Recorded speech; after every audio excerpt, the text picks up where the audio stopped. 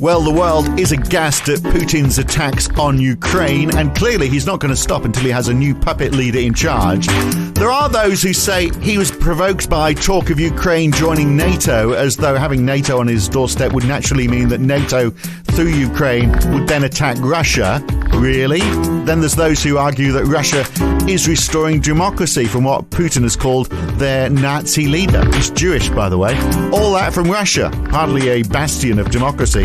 And those who argue that Russia is freeing the people, which really doesn't explain why the very people that they are freeing are fighting against his soldiers. All lame arguments, isn't it? Putin is evil and needs to be stopped, but how? And how much has economics got to do with where we are now, and how do we get out of it? I'm Phil Dobbie. Steve Keane is joining me. It's the Debunking Economics podcast. Welcome along in what are very uneasy times, it's fair to say. Now, the answer to Vladimir Putin's aspirations to reclaim former parts of the Soviet Union seems to be that we in the West will impose sanctions on him. Now, we could spend a long time getting into the nuances of whether he's right or wrong, justified or not, but let's instead look at what the West proposes to do about it. I mean, personally, I think he's a raving lunatic with a midlife crisis in the extreme, but did those sanctions before work? When Russia annexed Crimea in 2014, I mean, it's still in Russian hands. Nothing has changed there.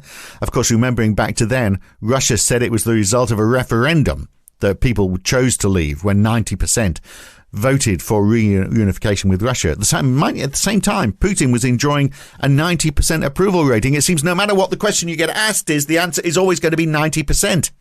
Perhaps the other 10% got food poisoning. Who knows? Back then, the US banned exports to Crimea, not to Russia, just to Crimea, and not a ban on imports. Even in 2014, when Russia had taken over Crimea, the US was still importing almost $24 billion worth of goods from Russia. Last year, with Russia still in Crimea, the US imported almost $30 billion from Russia.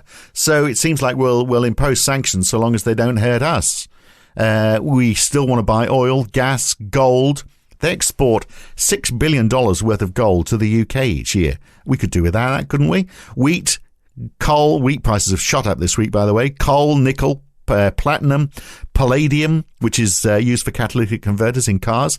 Steve, what would happen if we just made it illegal to buy stuff from Russia? I mean, we'd feel the hair. Inflation would go crazy, but it is anyway. But presumably, I mean, it would have impact, wouldn't it? It would bring Russia to its knees economically if we went far enough with all the stuff that we refuse to buy and sell to them. No, I think it depends how many of your feet you want to shoot off at once. I mean, the reliance of Europe upon Russian energy is enormous, and it's a huge balance of trade deficit for us. So I mean, they are exporting a great deal more than they're importing. So yeah. So I mean, as to who's going to win and who's going to lose, yeah. I mean, your point I think you're trying to make is that we're the ones who are going to lose more than he is.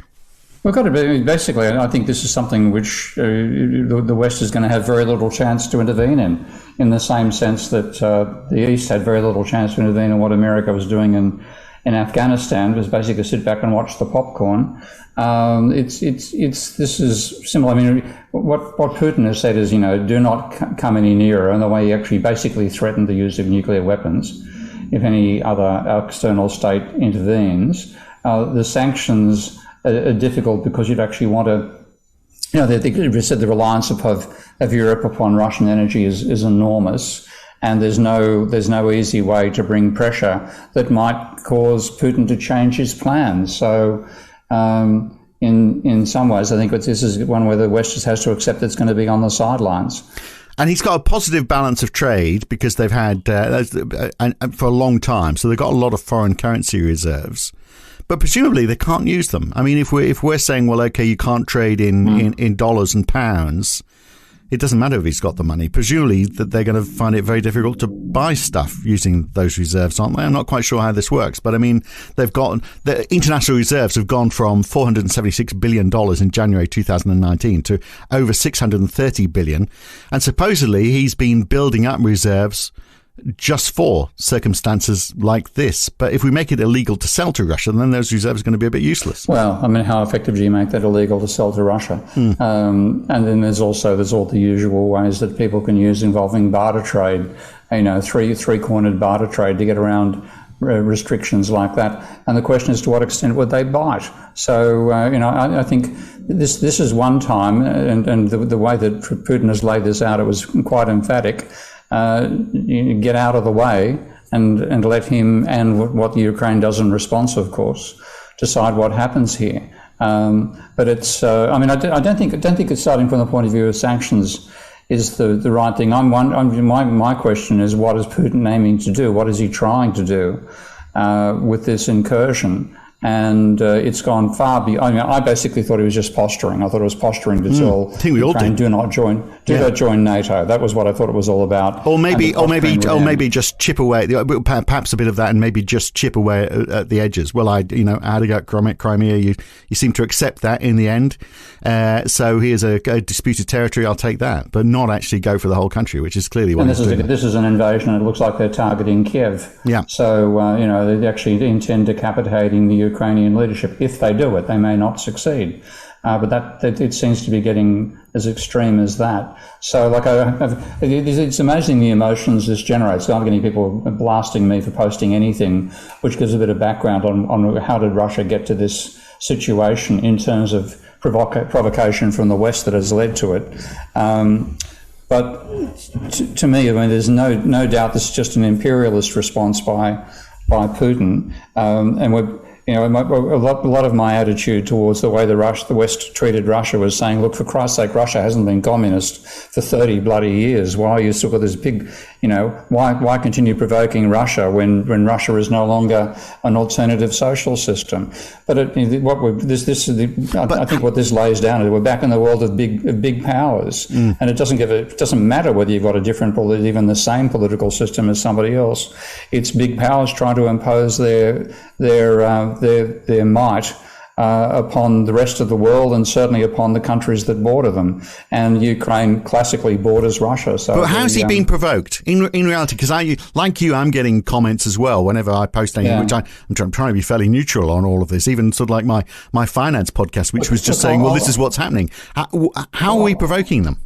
Well, let's go back. We've got to go back a few years, like about 30 or so years, and go back to when the collapse of the Soviet Union occurred, and what happened with the collapse. If you want to see economically why it happened, the best arguments come from János Kornai, who's a brilliant, now deceased Hungarian economist, trying to explain why is it that socialist countries grow more slowly than capitalist countries. And his basic explanation was that in a Soviet economy, even if you leave out the Stalins of the world, you've got a system which grows more slowly than a capitalist one. And the logic was that because you're trying to give as high wages as you can to your workers, and you're trying to develop an economy normally too. We've never had a socialist country begin in an advanced country as Marx himself thought they would.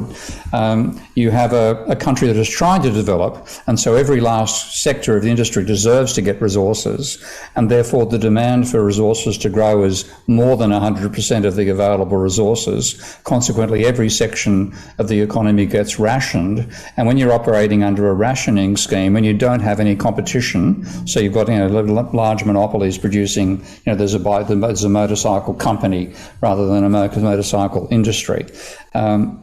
Then you inefficiencies way to make sure.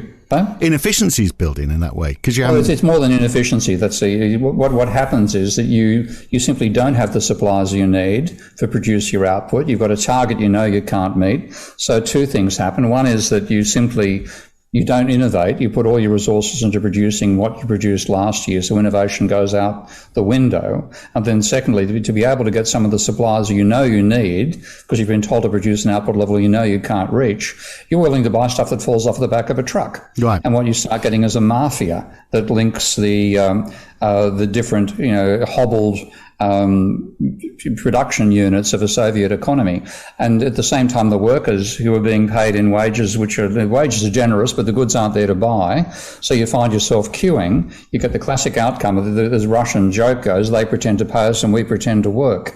And what you get out of that is a stultified economy. So this was the opposite of what the Soviets expected. They thought they'd get a booming economy because they'd be building the means of production and growing more rapidly than the West.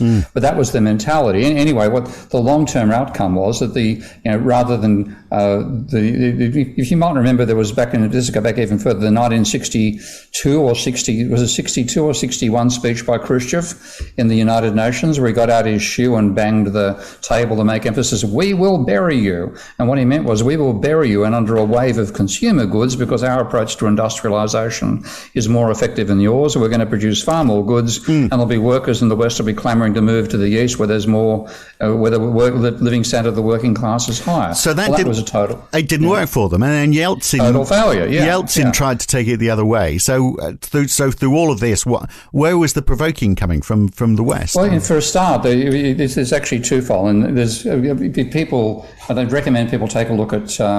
I'll put a post up called Some Russian Background. So you can go and have a look at that, but you can also listen to the full version of this podcast. There's a full 40 minutes of this conversation. But to hear it, you need to become a supporter of Steve Keen on Patreon. Go to patreon.com/Prof. Steve Keen, or you can hear it as well by subscribing at debunkingeconomics.com. That's it for this week. Next time, we look at crazy tax, a slightly lighter topic, I'm pleased to say, but some of the strange taxes and a rethink on the way taxes should be structured next time on the Debunking Economics podcast. I'm Phil Dobbie. Thanks for listening.